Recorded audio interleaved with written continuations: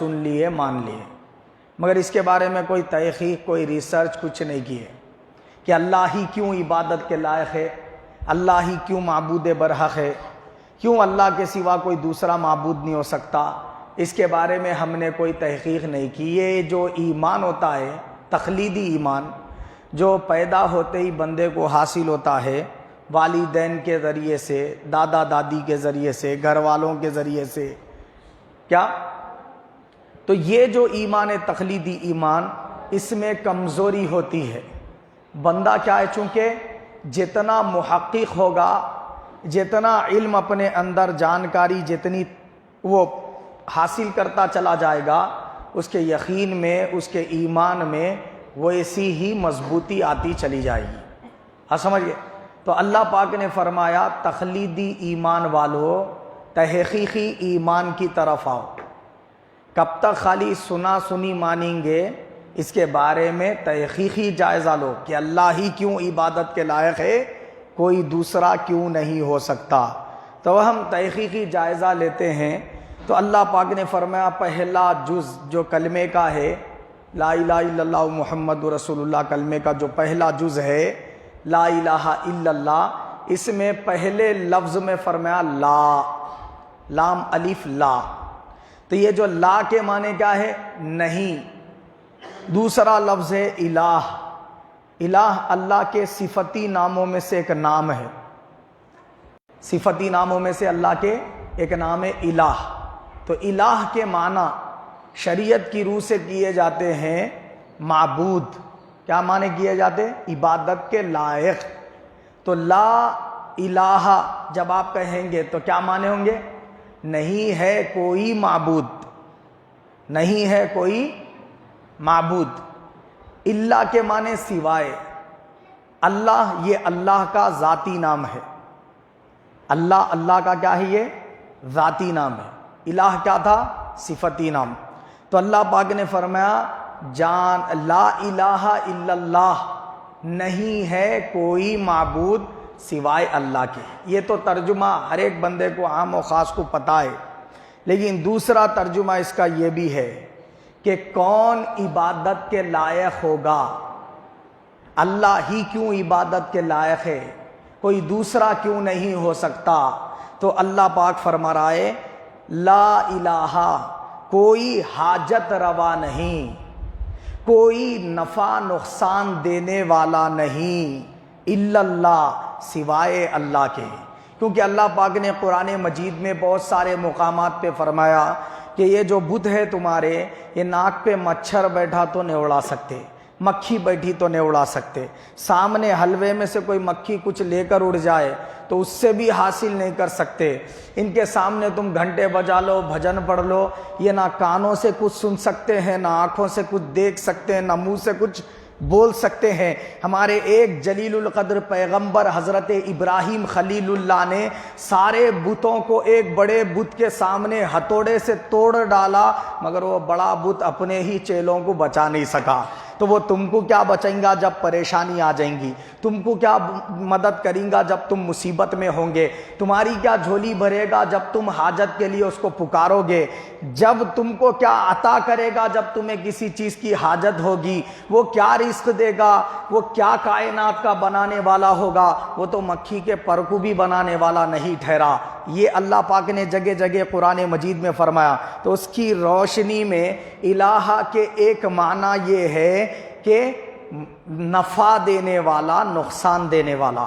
تو اللہ پاک اس سے پہلے لا لگا کے فرما رہا ہے نہیں ہے کوئی نفع نقصان دینے والا الا اللہ، سوائے اللہ کے، نہیں ہے کوئی حاجت روا سوائے اللہ کے، نہیں ہے کوئی معبود عبادت کے لائق سوائے اللہ کے۔ اب آپ دنیا بھر کے تمام مذاہب کا جائزہ لیجئے، دنیا بھر کے تمام مذاہب کا جائزہ لیجئے، کوئی کسی کی بھی عبادت کر رہا ہے تو اس کے دو ہی مقصد ہے، یا تو نفع مل رہا بول کے اس سے نفع لے رہوں بول کے عبادت کر رہا، یا پھر نقصان مل رہا تو اس سے بچنے کے لیے عبادت کر رہا۔ اب دیکھو آپ لوگ سانپ کی پوجا کر رہے ہیں، اس کو پوچھو سانپ کو کیوں تو نے عبادت کے لائق ٹھہرا دیا؟ تو وہ بولتا ہے ڈس لے گا تو جان چلے جائے گی، نقصان مل رہا، اس کے زہر کے ذریعے بندوں کی جان چلے جا رہی، اس لیے سانپ کی پوجا کر رہا نہیں۔ کوئی شیطان کی پوجا کر رہا، کئی کو کر رہا، بولے خواب میں آ کے ڈرا رہا انہیں، روزانہ خواب ڈراؤنے پڑے، لہذا پوجا کرے تو بندیچ ہو جاتے، بولا تو انہیں نقصان مل رہا، تو نقصان سے بچنے کے لیے کیا کر رہا؟ عبادت کر رہا۔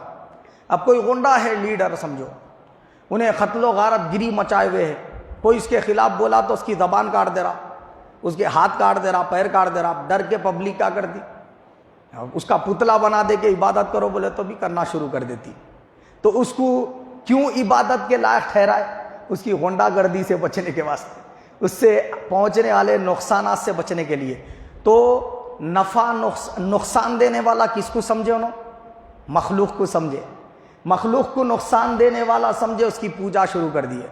دریا کی پوجا کئی کو کر رہا، بولے فائدہ بھی مل رہا، نقصان بھی مل رہا، اس میں جو ہے نا کیا ہے، بندہ تیرنا نہیں آتا تو ڈوب کے مر جا رہا ہے، نہیں بولا آپے سے باہر ہو گیا دریا تو گھروں میں پانی گھس کے تباہی مچا دے رہا، سیلاب کی صورت اختیار کر لے رہا، لہذا بولے دیوی ماتا بولے اس کی پوجا شروع کر دو۔ اور جو ہے نا کیوں پانی کی پوجا کیوں کر رہا؟ بولے پانی کے اوپر ہی زندگی کا دار و مدار ہے، آکسیجن پوری پانی کے ذریعے بنتی ہے، نہیں سمندروں سے زیادہ آکسیجن حاصل ہوتی، پانی کے ذریعے سے زندگی کے تمام مراحل طے ہو رہے۔ دیکھو آپ انسان کی پیدائش بھی پانی کی بوند سے وہ منی کا خطرہ، لہذا کیا ہے انسان کی ابتدا سے انتہا تک پانی کا بڑا اہم کردار ہے، پانی نہیں تو پھر انسان کی زندگی نہیں، لہذا دیوڑو پر آ گئے، اس کی عبادت شروع کر دینا۔ اس طریقے سے اگر آپ دنیا کے تمام مذاہب کا جائزہ لیں، کوئی انسان کی عبادت کر رہا، کوئی نبی کی کر رہا، آپ یہودی حضرات کو لے لو، عزیر علیہ السلام کی عبادت کر رہے ہے نہیں، عیسائیوں کو لے لو، عیسیٰ علیہ السلام کی عبادت کر رہے نہیں۔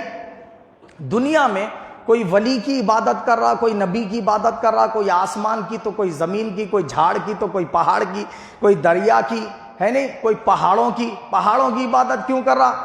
بولے زمین کے میخے ہیں وہ، اللہ تعالیٰ خود فرمانا، بولے زمین کے میخے ہیں پہاڑ، اس کے ویٹ سے زمین سلو گھوم رہی، اگر جو ہے نا کیا ہے اس کا ویٹ ہی نہیں رہا نا، پھر تیزی کے ساتھ گھومنا شروع ہو جاتی، پھر اس پہ رہ نہیں سکتا انسان ہے نہیں۔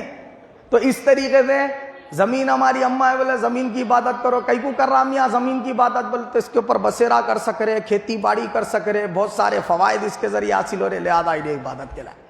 ستاروں کی پوجا کر رہا، کئی کو بولے ستارے ہلکے ہو گئے تو پریشانی ہو جاتی، بھاری رہنا بلکہ عبادت کر رہا ہے۔ چاند کی عبادت کر رہا، کیوں کر رہا رے میاں؟ بولے تو چاند کی جو ہے نا کرنیں سمندر کے پانی کو کیا کرتی؟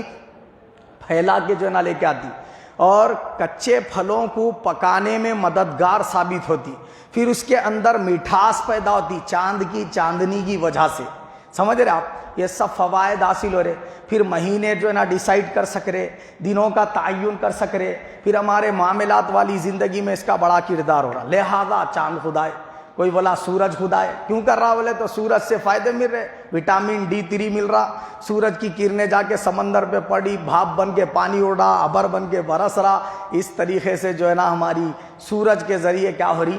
حاجتیں پوری ہو رہی، لہذا سورج خدا ہے۔ تو اللہ پاک فرما رہا ہے فَعْلَمْ أَنَّهُ لَا إِلَٰهَ إِلَّا اللَّهُ، اے ایمان والو تخلیدی ایمان سے نکل کر تحقیقی ایمان میں آؤ۔ خالی سن کے تم مانے تھے اللہ کے سوا کوئی عبادت کے لائق نہیں، اب تحقیق کرو کہ کیوں اللہ ہی عبادت کے لائق ہے۔ تو اللہ پاک فرما رہا ہے اس لیے اللہ عبادت کے لائق ہے کیونکہ وہ خود سے فائدہ دینے والا، خود سے نقصان دینے والا ہے۔ یہ ساری کائنات کی جو مخلوقات کو تم دیکھ رہے ہو دن و رات میں نفع نقصان دینے والا، اور ان کی عبادت کر رہے ہو، یہ خود سے نفع نہیں دے رہے، یہ خود سے نقصان نہیں دے رہے۔ اگر یہ خود سے نقصان دیتے ہوتے تو پھر اعوذ باللہ من الشیطان الرجیم پڑھتے ہی پھر یہ جن جو ہے نا کیا ہے کیوں تمہارے اوپر اثر انداز نہیں ہو رہا؟ بسم اللہ الرحمن الرحیم پڑھ کے جب تم اپنے دروازے کھڑکیاں بند کر دیتے تو تمہارے گھر میں کوئی جن انٹر کیوں نہیں ہو سک رہا؟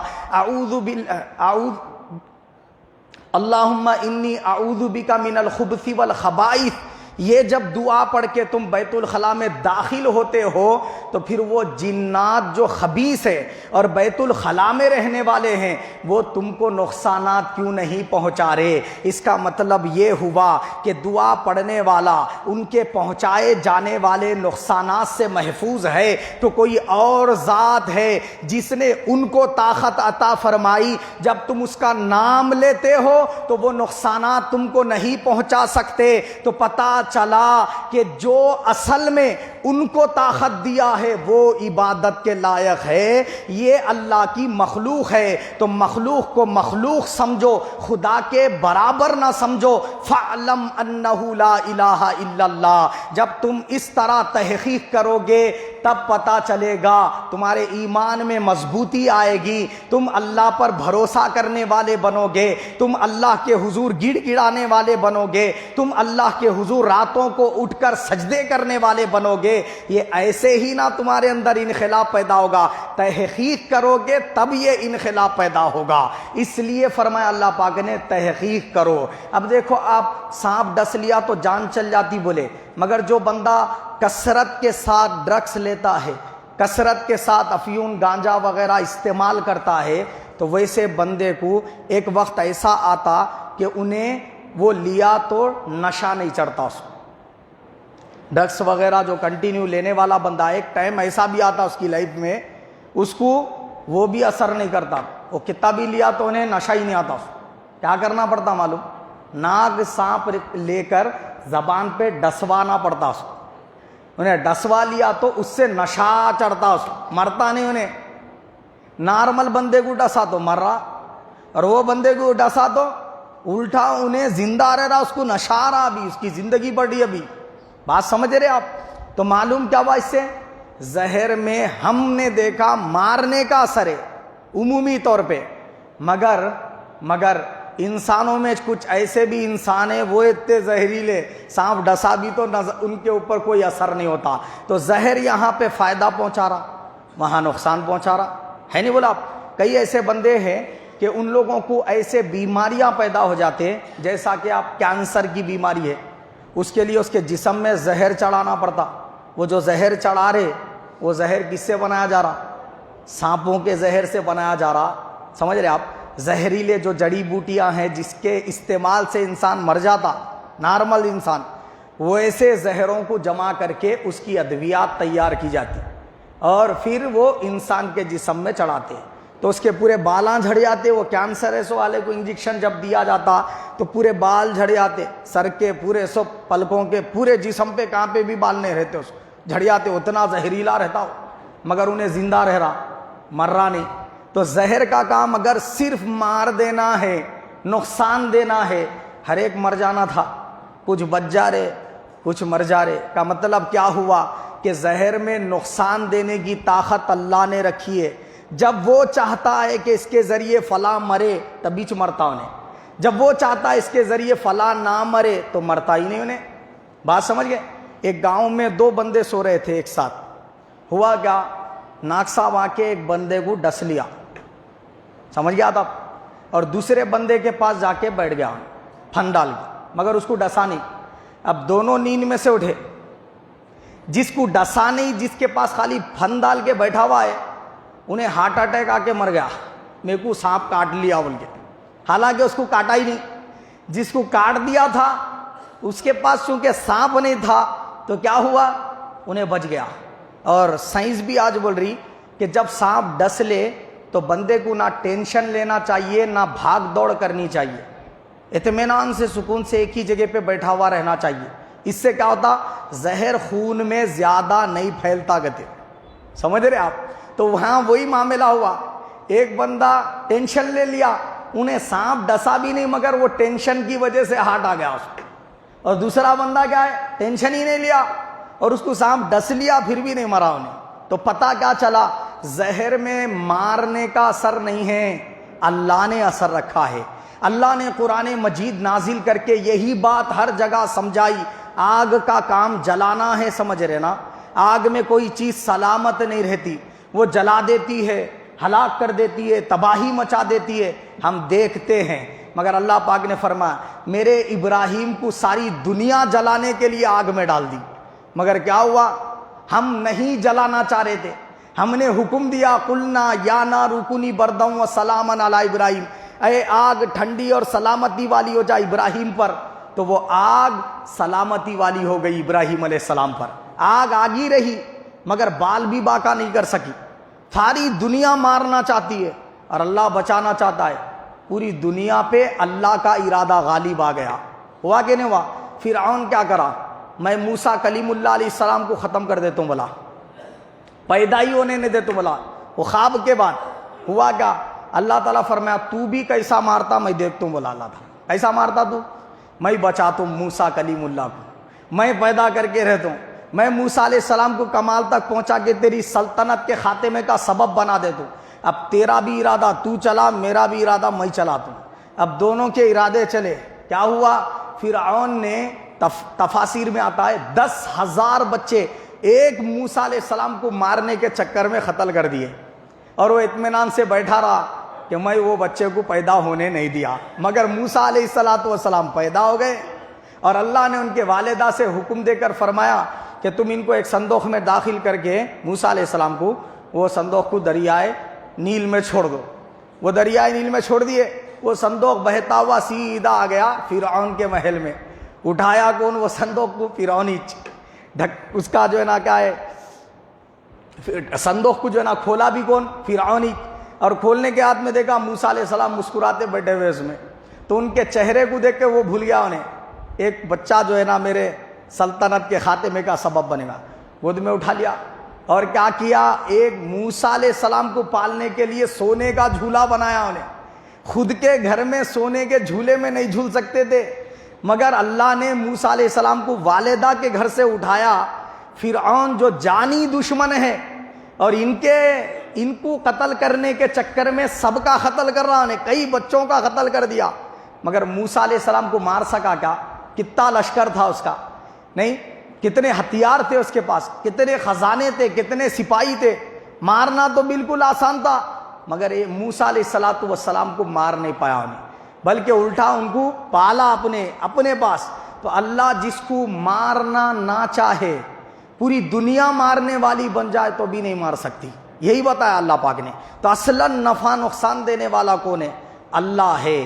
تو آپ فروٹ کے ذریعے وٹامنس لیو، اللہ پاک نے یہ نہیں فرمایا کہ جوس مت پیو، بھوک لگی تو کھانا مت کھاؤ، پیاس لگی تو پانی مت پیو۔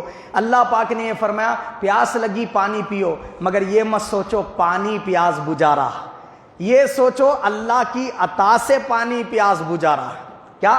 اس لیے رسول پاک نے ہر کام کے لیے ایمان والوں کو دعائیں تعلیم فرمائی، تاکہ وہ ذریعے کو استعمال کرتے وقت ذریعے پہ ٹک نہ جائے نظر، ذریعے کے ساتھ مسبب الاسباب پہ نظر جائے۔ اس کے لیے رسول پاک نے فرمایا پانی پیو تو دعا پڑھو، کھانا کھاؤ تو دعا پڑھو، کھانا کھانے سے پہلے کی دعا ہے، کھانا کھا لینے کے بعد کی دعا ہے، سوتے وقت کی دعا ہے، سو کر اٹھتے وقت کی دعا ہے، بیت الخلاء میں جاتے وقت کی دعا ہے، نکلتے وقت کی دعا ہے۔ آپ دیکھیں تو رسول پاک صلی اللہ علیہ وسلم نے ہر وقت کی دعائیں تعلیم فرمائی، بجلی کڑکے تو دعا تعلیم فرمائی، آئینہ دیکھو تو دعا تعلیم فرمائی، سواری پر سفر کرو تو دعا تعلیم فرمائی، سمندر کے کشتیوں جہازوں میں سفر کرو تو تعلیم فرمائی دعائیں۔ رسول پاک نے کیوں اتنا اللہ کو یاد کرنے کا حکم دیا؟ تاکہ دھیان مخلوق پہ نہ رہے، مولا پہ رہے۔ وہی بات اللہ پاک فرما رہا ہے فَعْلَمْ أَنَّهُ لَا إِلَهَ إِلَّا اللَّهُ، جان لو کہ لا الہ الا اللہ کیا ہے۔ تو فرمایا اللہ پاک نے کوئی بھی نفع نقصان خود سے دینے والا نہیں، معبود عبادت کے لائق وہ ہوگا جو خود سے نفع اور نقصان دینے والا ہو۔ تو آگ جلانے والی ہوتی تو ابراہیم خلیل اللہ کو جلا دیتی، پانی ڈبانے والا ہوتا تو پھر موسیٰ کلیم اللہ نے اپنا عصا مارا اور 12 راستے نکل پڑے۔ ان کو ان کے ساتھ ایمان لانے والے افراد کو ڈبا نہیں پایا۔ تو پتہ کیا چلا؟ ایک طرف تو موسیٰ علیہ السلام ان پر ایمان لانے والے پار لگ گئے، اور پھر جب وہی راستوں پہ فرعون اور فرعون کے قبطی سپاہی داخل ہوئے، ہلاک کر دیے گئے۔ تو پانی کا کام اصلاً ڈبانا غرق کرنا نہیں ہے، یہ ڈباتا غرق کرتا ہے اللہ کی عطا سے۔ اللہ جس کو بچانا چاہے وہ دریا میں جا کے بھی سلامت رہتا ہے، اور اللہ جس کو غرق کر دینا چاہے وہ دریا میں نہ جانا چاہے تو بھی دریا میں جا کے غرق ہو جاتا ہے، یا دریائی اس کے گھر پہ آ کے اس کو غرق کر دیتا ہے۔ نہیں، سونامی میں کیا ہوا، گھروں میں بیٹھے ہوئے تھے لوگ، اور وہ سمندر کا پانی گھروں میں گھس کے بلڈنگوں میں 3 25 مالہ بلڈنگوں تک پہنچ کے ہلاک کر دیا اور سب کو زمیں بوس کر دیا۔ ہوا کہ نہیں ہوا؟ سونامی جس وقت آئی تھی اس وقت کی بات کر رہا ہوں۔ تو ابھی بھی اب سمندری علاقوں کے اطراف و اکناف میں جو لوگ بسے ہوئے ہوتے ہیں، گھروں میں، بلڈنگوں میں، وہ اطمینان کے ساتھ ہوتے، مگر اللہ پاک وہاں تک ان کی ہلاکت کو پہنچا دیتا۔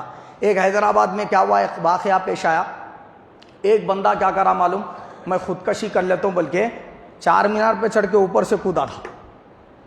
کئی کے لیے کودا؟ خودکشی کر لیتا ہوں بلکہ۔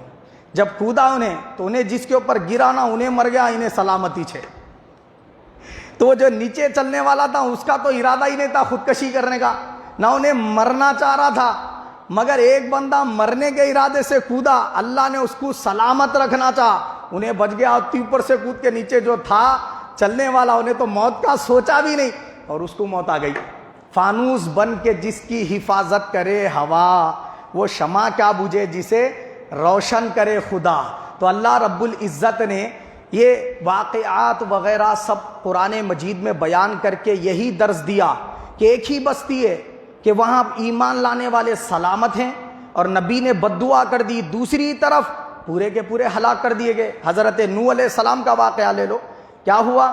کشتی میں جتنے افراد چڑھے وہ سلامت رہے، اور جتنے دنیا بھر میں رہے کافرین وہ سارے کے سارے ہلاک کر دیے۔ اور ایک عجیب و غریب واقعہ وہاں پیش آیا، وہ یہ تھا، موسیٰ حضرت نوح علیہ السلام سے ایک ضعیف ایمان والی خاتون آ کے عرض کی، میری جھوپڑی آبادی سے دور ہے حضرت، جب کشتی چلنے لگے نا آپ لے کے نکلے تو مجھے بھول جائیں گے، لہٰذا آپ کیا کیجئے، جب کشتی چلا یعنی اس کو لے جانے کا آغاز کریں تو پھر میرا خیال فرما لیں۔ بولیے نوح علیہ السلام فرمایا ابھی کشتی چلنے کے لیے بہت وقت باقی ہے، تم پریشان مت ہو، میں لے لیتا ہوں یاد سے، بولے، مگر بھول گئے اللہ کے نبی۔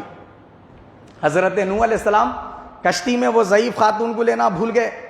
اب وہ کشتی چڑھ گئی پانی پہ، پانی پہنچ گیا زمین سے نکلتے ہوئے، آسمان سے برستے ہوئے، یہاں تک کہ پوری دنیا ڈوب گئی، پورے درخت ڈوب گئے، پورے دنیا بھر کے پہاڑ ڈوب گئے، سب کافرین ہلاک ہو گئے، اور اللہ جن جن جانوروں کو ختم کرنا چاہ رہا تھا وہ سب کے سب ہلاک ہو گئے، مگر وہ ضعیف بڑھیا کی جھوپڑی میں پانی کا خطرہ بھی نہیں گیا۔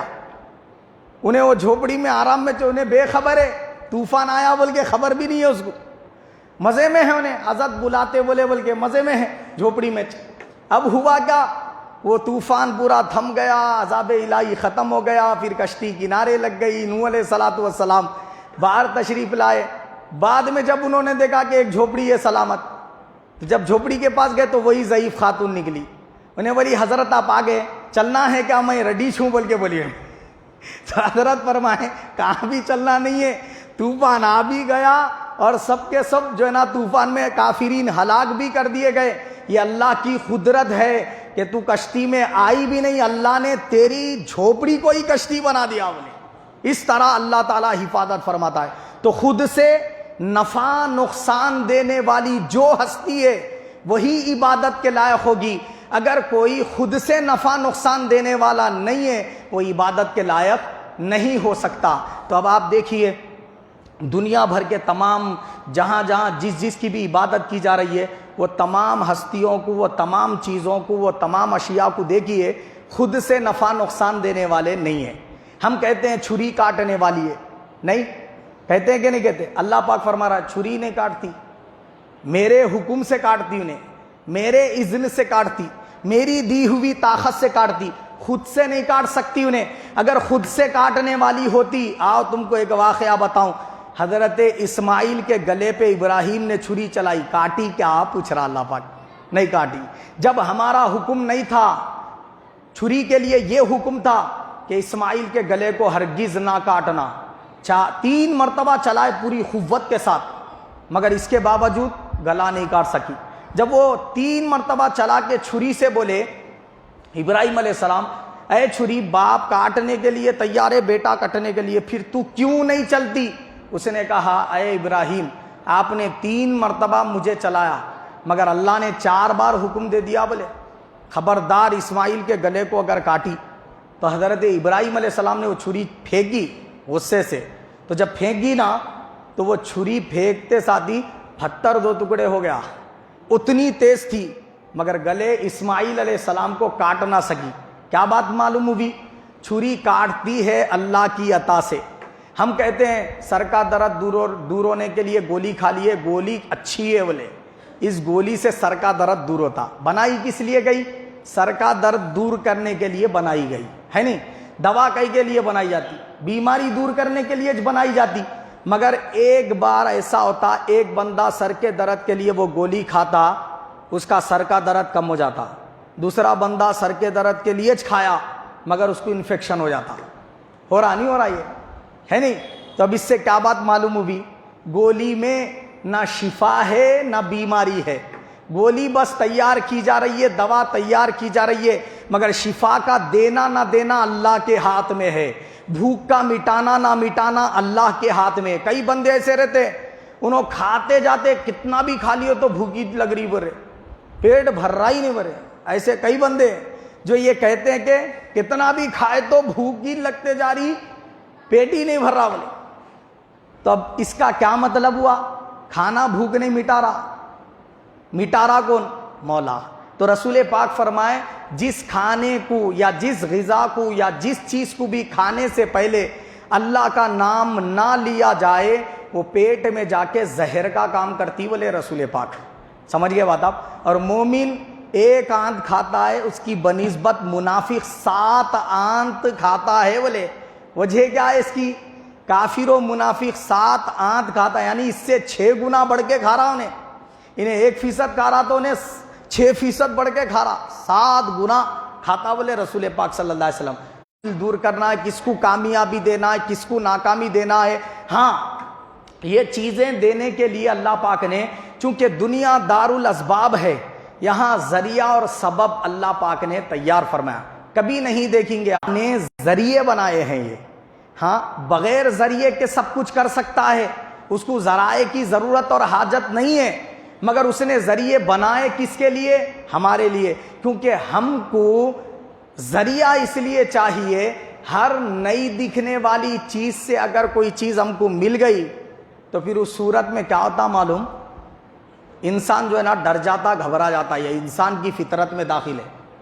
دیکھو آپ جا کے کیا کرے، ہوٹل میں بیٹھ کے بولے بھائی ذرا ایک چائے لاؤ بول کے بولے، تو ویٹر نہیں لے کے آ رہا چائے، ہوا میں اڑ کے آئی سمجھو ٹیبل پہ، اب بیٹھتے وہاں چائے پیتے ہوٹل میں، ذرا بولو جی بھائی، نہیں یہ بہت لوگ کیا بولتے معلوم، ڈائریکٹ ہم اللہ سے لینے والے ہیں، اللہ اگر ڈائریکٹ دیا تو تیرا مردہ نکل جاتا وہاں۔ بات سمجھے نہیں سمجھے؟ یہاں خالی ہوٹل میں چائے بولا، چائے ہوا میں اڑ کے آ گئی ٹیبل پہ، بغیر ویٹر کے آئی، بغیر سبب کے آئی، چائے پینا چھوڑ کے بھوت بول کے بھاگتا ہونے وہاں سے، ہوتا نہیں ہوتا؟ تو انسان کا یہ کیا ہے، ذہن میں ہے بات کہ جو بھی لوں گا سبب سے لوں گا، نظر آنے والی چیز سے لیتا ہوں، بولتا ہوں یہ اس کی فطرت میں داخل ہے، سبب سے اس کو چیز ملی تو انہیں کیا کرتا، لیتا، اور بغیر سبب کے چیز ملی تو ڈر جاتا، گھبرا جاتا انہیں۔ اس کے لیے اللہ پاک نے اس کی فطرت کا خیال کرتے ہوئے کیا کیا، دنیا کو دار الاسباب بنایا، ہر چیز عطا فرما رہا اللہ پاک، سبب سے عطا فرما رہا۔ دیکھو علاج معالجہ ڈاکٹر کے پاس جا کے کرو بولا اللہ تعالیٰ، قرضہ ہونا تو میرے سے مانگ ڈائریکٹ، اے اللہ میرے کو تھوڑے 5 لاکھ روپے جو نا گڈیاں برسا دے میرے اوپر، قرضہ ہونا میں بعد میں پھیر دیتا ہوں، بولے تو اترتے گا گڈیاں؟ زندگی بھر بھی مانگا تو نوٹاں جو ہے نا گڈیوں کی صورت میں نہیں اترتے اس کے اوپر، کیوں نہیں اترتے؟ اللہ پاک فرما دیا پہلے سبب بنایا میں کئی کے لیے، جا کے وہ سبب سے لے، ہاں شکر وہ سبب کا ادا کر، عبادت میری کر۔ تصور یہ رکھ کہ اللہ نے اس بندے کو عطا فرمایا، یہ بندہ اللہ کی عطا سے میری مدد کیا، تو اب قرضہ ہونا تو کہاں جانا؟ مالدار کے پاس جانا، بیماری آ گئی تو کہاں جانا؟ ڈاکٹر طبیب کے پاس جانا ہے، نہیں بولا؟ اثرات ہو گئے تو کہاں جانا؟ حامل صاحب کے پاس جانا، مسئلے مسائل پوچھنا ہے تو کہاں جانا؟ مولانا کے پاس جانا، نہیں تراویح پڑھنا ہے تو کس کے پیچھے جانا؟ حافظ صاحب کے پیچھے جانا، نہیں اور تعلیم تربیت ہونا ہے تو استاد کے پاس جانا۔ یہ سب ذرائع اللہ پاک نے پیدا فرما دیے تاکہ ہم ان ذریعوں کے ذریعے کیا کریں؟ ہیلپ لیں، مدد لیں. تو اللہ پاک نے اس کو شرک نہیں کہا کہ کسی پھلدار درخت سے پھل توڑ کے کھاؤ، یہ منع ہے، نہیں فرمایا. یہ منع ہے کہ جھاڑ کو خود سے پھل دینے والا سمجھ لیے، بولے بھگوان بولے تو ختم، یہ ہو گیا شرک. بولا اللہ تعالیٰ جھاڑ خدا نہیں ہے، جھاڑ اللہ کی عطا سے پھل دینے والا ہے. تو جھاڑ کو ذریعہ سمجھ کیا، اور اس کے پیچھے جو قوت کار فرمائے اس کو معبود سمجھ. تو اللہ تعالیٰ وہ ہے جو خود سے نفع نقصان دینے والا ہے. اب لوگ پوچھ رہے بولے سورج اگر خدا نہیں ہے تو اللہ تعالیٰ خدا ہے بول کے پروف کیا ہے بول کے پوچھ رہے. تو ان کو وہ بیوقوفوں کو یہ بولنا تو سورج کو خدا مان رہا نا تو خدا کی اپنی مرضی رہتی کہ نہیں رہتی؟ انہیں بندوں کی مرضی پہ چلتا یا اپنی خود کی مرضی پہ چلتا؟ پوچھنا اس کو. تو انہیں بولتا کہ جو ہے نا خود کی مرضی سے چلتا. تو پھر سورج روزانہ مشرق سے کئی کو نکل رہا، مغرب میں کئی کو ڈوب رہا؟ پوچھنا اس کو. روزانہ ایک ہی طرف سے نکل رہا، ایک ہی طرف ڈوب رہا؟ نہیں.